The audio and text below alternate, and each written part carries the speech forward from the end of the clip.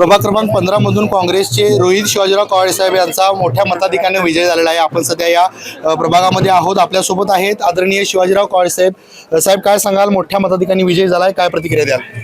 हा महाविकास आघाडीचा विजय आहे। आदरणीय आमचे बंटी साहेब खऱ्या अर्थानं त्यांनी हा विजय खिचून आणलेला आहे आणि आमच्या समाजातल्या आणि मतदारसंघातल्या 15 मधल्या त्यांनी खिचून हा उमेदवार आणलेला आहे। 90 पासून हा समाज, हा मतदारसंघ राजारामपुरीचा, हा राजाराम महाराजांना बसलेली राजारामपुरी आहे।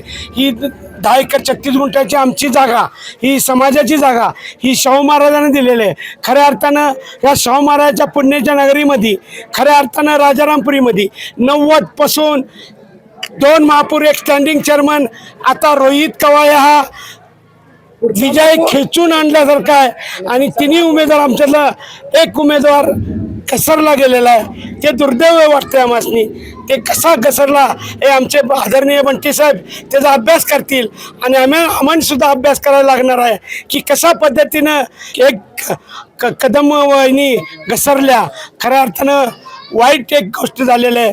खऱ्या अर्थानं आता जो आनंद झालेला आहे, 3 उमेदवार आमचे महाविकास आघाडीचे भक्कम आलेले आहेत। एक प्रज्ञा उत्तुरे आणि संजय मोहिते आणि रोहित कवाळे। खऱ्या अर्थानं हा 15 मधल्या माता भगिनी, ज्येष्ठांचा आणि युवकांचा तर करिश्माच आहे। खऱ्या अर्थानं शॉर्ट ट्रप लावलेला होता, हे महिन्याभराच्या आतली निकाल होता। खऱ्या अर्थानं तो खिचून आणलेला निकाल या जनतेचा आहे, 15 मधल्या माता भगिनी, ज्येष्ठ आणि युवकांचा आहे। आणि याच्याबद्दल आम्हाला काय वाटत नाही। मला या लोकांचा जेवढा 90 पासून आशीर्वाद आहे, तसाच आशीर्वाद आता रोहितवर राहिलेला आहे। आणि इथं सर्वजण तुम्ही आला, तुमच्या न्यूजचा सुद्धा आभार आहे आणि इथल्या जनतेचा सुद्धा माझा आभार आहे। साहेब, गेल्या अनेक वर्षापासून आपल्या घरातील कोणतरी प्रतिनिधित्व करते महानगरपालिकेमध्ये। या निवडणुकीत देखील आपले चिरंजीव दादांनी देखील यश खेचून आणलंय, काय सांगाल याबद्दल?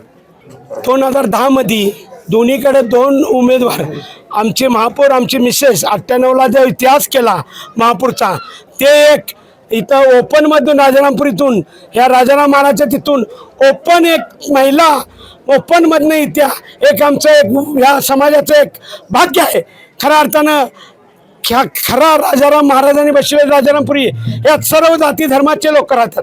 म्हणून हा अनुसूचित जातीचा लोक महापौर आतापर्यंतच्या इतिहासामध्ये महापौर एकदा झाल्यानंतर महानगरपालिकेमध्ये पडतात। खरं तिथल्या लोकांनी ओपनमधनं एक महिला आमची उभा केली, एक आमची कांचन शिवाजी कवाळे, ती परत एकदा दुबारा निवडून आली, ते एक इतिहास खोडला। आणि दुसरी गोष्ट, कादंबरी त्याच वेळेला 2010 मध्ये उद्धमनगरमधून ती सुद्धा महापौर झाली। आणि तशाच पद्धतीनं संदीप 2015 मध्ये नगरसेवक झाला आणि स्टँडिंग चेअरमन पण झाला। आणि दुसरी गोष्ट, आता 2015 ते 2026 पर्यंत इलेक्शन लागल्या नव्हत्या। दुर्दैव आहे, जनतेची सेवा करत राहिलो म्हणून हा विजय हा आमच्या रोहितला मी त्यांचा आभार आहे। बाळ, फ्रीजमधून श्रीखंड काढ ना। आम्ही पूर्वी घरीच बनवायचो श्रीखंड, त्याची चवच वेगळी होती। आता काय सगळं रेडीमेड। आजी, हे श्रीखंड खाऊन बघ। आज तुझ्या आईनं घरीच बनवलं की काय?